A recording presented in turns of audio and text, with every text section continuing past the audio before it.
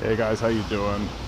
Just gonna be carrying home a pretty big bundle of wood. Why do I have wood? Yeah, good question. I'm not even sure myself.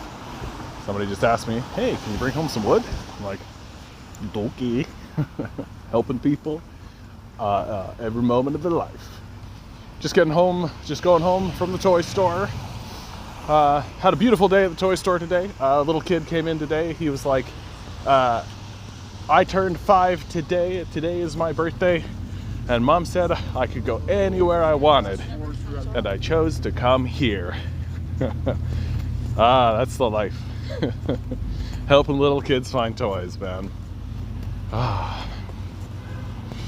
See, because, I don't know. I'm a believer that we should be helping the kids. I think that we should be helping the kids. And that's been banging around in my head a lot today. We should be helping the kids. And this gets me thinking about the leader of our province. Good old dummy Doug Ford. Oh, Doug Ford. I think I'm like, the reason why I've waited so long to talk about Doug Ford is because it's so obvious he's a fraud. Like, it's so obvious he's a shilly idiot loser, right? Like, he's not an intelligent person. He really is very specifically in it for himself. He ran as an outsider candidate, which is very in vogue, given that Trump and both Bernie are outsider candidates, and so he gained a lot of traction. You know, that, and he's a big fat idiot, like the people who vote for him. At this point, I'm gonna say it straight. If you're still supporting Doug Ford at this moment, right now, you're a lost cause. You are either a sociopath or so irredeemably stupid that you're just gonna keep voting against your own best interests. I'm sure that there's somewhere out there someone who's like, hey, he cut my taxes, I got $400 back this year.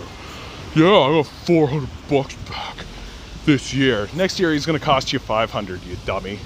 That's what cutting social services does. Poverty isn't free.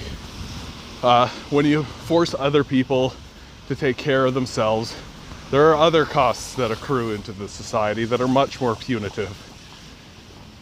Anyway, that's a whole other conversation. Poverty's not free. It's more expensive to maintain this system of poverty than it would be to eliminate it through a basic income. But, you know, conservatives don't want to hear that. They don't want to hear that helping people is better than abandoning them. It's better to abandon people. That's the way the system works.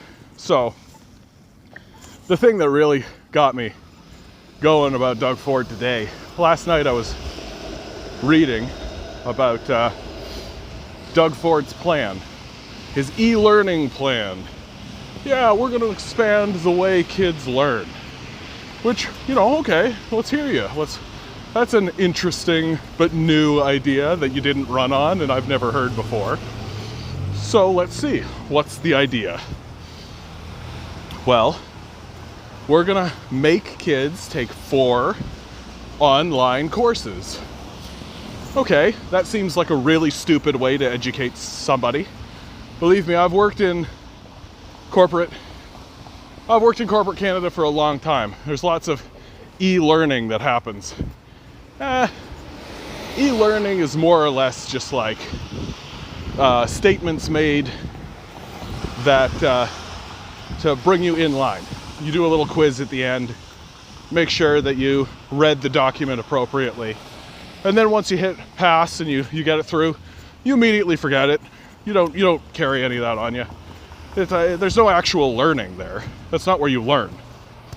And anyone who's ever done any kind of online testing or online quiz, and if you've worked in a corporate environment, especially in retail, you definitely have, you know, it's not worthwhile. It's kind of a waste of time. It's just a way to sort of bring people in line to what you're about. It's, in a way, it's propaganda. You're propagandizing. So, okay, that's the e-learning itself. But here's where the scam comes in. Because it's a scam, right? Because all capitalists do, and by extension conservatives, because conservatives are capitalists, all they do is find functioning public systems and insert worthless middlemen into them to siphon away as much plunder as they possibly can. This is what modern pillaging looks like. You inserting worthless middlemen who do nothing except steal money from the public into already functioning systems. And if the system is already functioning, you can also steal more money by defunding it. This, of course, later on allows you to insert more worthless middlemen or simply sell the public work off completely because you've defunded it and made it not function. So you get to say, oh yeah, government doesn't work. Yeah, your government doesn't work, obviously, because you are defunding things, you conservative morons. Well, I shouldn't say morons. They know exactly what they are. They're sociopaths. They're not morons. They're very smart. Their objectives are to steal as much money from the populace as they possibly can. And they do so with great efficiency. That's what they're talking about when they're talking about efficiencies. Like in this case that we're talking about right now with Doug Ford. So he's making kids do 4 online courses. Oh, great. So who's going to grade these? Who's going to do it? How are they going to get access to these 4 online courses? Surely any rational education system would simply offer these as part of the package. It's just part of the education system, right? Nope. Conservatives need to insert worthless middlemen, right? And if they just paid for this service and they genuinely believe that this is the appropriate way to educate kids, well, then it would be free, just like the education system is free, paid for by the taxpayers, starting from the top and working your way down. Not top enough right now, if you ask me, of course.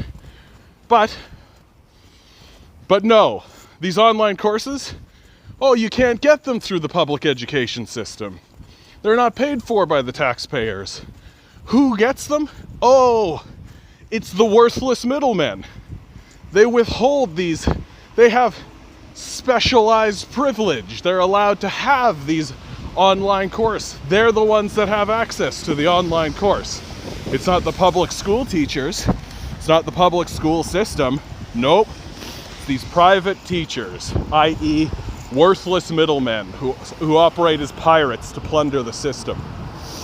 So these worthless middlemen charge you an arm and a leg to sit your kid in front of a TV, in front of a computer screen, read a document, and then do a test at the end to show whether or not they were paying attention. This is worthless. This is a waste of everyone's time and what you should call it. And of course, who is most punitive against are the people who can't afford the courses in the first place. Which is, guess what? Retail workers, anyone who's in the service industry, right? They're not going to be able to afford this. But Doug Ford doesn't care. This is a plundering act. This is to pillage. He doesn't care if you can't pay for it. You didn't have money in the first place. So we're going to just plunder away, get the rich people that we can to pay for it, and they will, because they want to have, they want their kid to graduate. They don't care if your kid can't graduate. They don't care about that at all, right? That's not in the wheelhouse of their thinking. If your kid can't graduate, well, the world's tough. It'll toughen him up. Off he goes. Pull yourself up by the bootstraps. And of course, the people that are saying this are the inheritors of millionaire wealth. Sociopathic billionaires, people who've never worked a day in their life. People like Doug Ford who have just driven their own business into the ground. Former drug dealers, failed out of college. Just a complete total loser. And the people who support him too. At this point, I don't need to soft glove this. If you're still supporting Doug Ford, you're a fucking loser. Fuck you. So, Doug Ford throws in this worthless middleman system. And this is all capitalists do. It's all they've ever done. Back in the 70s, we had nationalized our oil. Our oil was a national system under a crown corporation called Petro-Canada. And these sociopathic, worthless middlemen came in under Brian Mulroney, the king of worthless middlemen, and instituted a privatization program to break up Petro-Canada, privatize it, and the people who are suffering most from this, in the end, are the people of Alberta. Back in the 70s and through the early 80s, they had a plan, a sovereign fund. They were going to put money into a bank account and then use the interest on that bank account to pay for all kinds of social welfare systems, to help all kinds of people. And this was completely successful in places like Norway, where they created up that sovereign fund back in the 30s. And all of their oil revenue have gone into that, and it's been a huge boon for their society. Instead, in Alberta, they inserted those worthless middlemen to siphon up as much money as they possibly can under the lie, and it's a lie. Forget narrative, forget any kind of like story or any of this kind of language. It was a lie. It was a lie when they said it. They knew it was a lie because they're liars and sociopaths attempting to plunge the society into like the dark ages because they don't care, because they're just going to abandon you as soon as they can, as fast as they can.